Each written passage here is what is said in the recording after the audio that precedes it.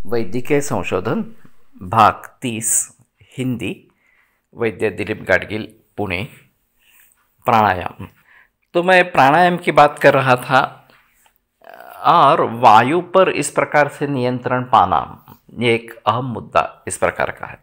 वैसे देखा जाए तो आधुनिक वैद्यक में श्वसन संस्था और कार्डियोवास्कुलर सिस्टम हृदय जो है इन दोनों के कार्यों का मेल रखा है।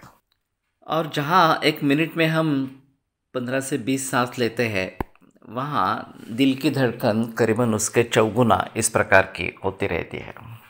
अगर प्राणायाम के जरिए हम श्वास की गति धीमी कर देते हैं और कम सांस लेके भी हमारे जो पोषण होना है या प्राण शक्ति मिलनी है हमें वो अच्छी तरीके से मिलती है तो हमारे श्रम कम हो जाते हैं और उसमें हृदय की गति भी कम होती होगी। एक बार रिसर्च करके देखना चाहिए, अगर रिसर्च हुआ है तो देखना है इस प्रकार से। तो कहने का तात्पर्य अर्थ ये है कि इसके जरिए हमें ऊर्जा या बल इस प्रकार का प्राप्त हो सकता है। अब बात यह है कि आयुर्वेद के अनुसार हृदय का जो मुख्य कार्य है वो रस विक्षेपण इस प्रकार का बताया जाता है। रस ये पहला धातु है और ये आहार रस से बनता है। आहार रस के ऊपर रस धातु बनने की प्रक्रिया होती है और रस धातु बनता है। वैसे शरीर में सभी धातुओं का सार ये ओज भी कहा गया है और वो दो तरीके के, एक अष्टविंदात्मक ओज और एक रसात्मक अर्धांजलि इस प्रकार का ओज। तो ये ओज भी शरीर में रस के जरिए घूमता रहता है और वो भी ऊर्जा देने वाला इस प्रकार का है।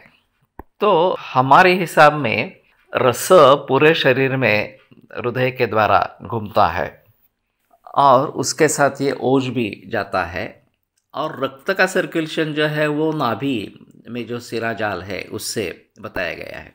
उसमें से 2 सिरा हृदय में भी आती है और वैसे थोड़ी मात्रा में रक्त भी इसमें मिल जाता है, इस प्रकार का भी वर्णन है। अब बात यह है कि हृदय मन का भी अधिष्ठान है और मन में चिंत्य विचार्य ऊह्य वगैरह सभी ये विषय उसके हैं और भावना ये खास करके मन का विषय है। तो चिंता हो, शोक हो, क्रोध हो वगैरह इस प्रकार की जो भावना है, नकारात्मक भावना ये है, उनका विपरीत असर हमारे श्वसन पर होता है और पहले श्वसन बिगड़ जाता है। जब इस प्रकार की कोई भावना जागृत होती है तो श्वसन बिगड़ जाता है। उसके विपरीत अगर आनंद, हर्ष, प्रीति वगैरह इस प्रकार की भावनाएं निर्माण होती है तो शरीर मन शांत इस प्रकार का हो जाता है और फिर श्वसन की गति, हृदय की गति भी ठीक रहती है। हठयोग प्रतिपिका में चले वाते चलम चित्तम निश्चले निश्चलम भवेत् ये बताया गया है कि अगर वायु चल है तो चित्त भी चंचल इस प्रकार का हो जाता है और वायु अगर स्थिर हो जाता है तो चित्त भी स्थिर हो जाता है।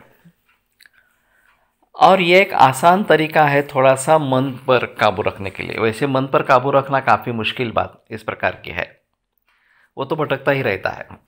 तो योग की प्रक्रिया में संप्रज्ञात समाधि में जो 4 अवस्थाएं बताई गई है, पहले एक सवितर्क इस प्रकार का संप्रज्ञात समाधि बताया गया है जिसमें एक किसी आलम्बन के आधार पर हम चित्त स्थिर करने की कोशिश करते हैं, चाहे कोई तस्वीर हो, चाहे कोई मूर्ति हो।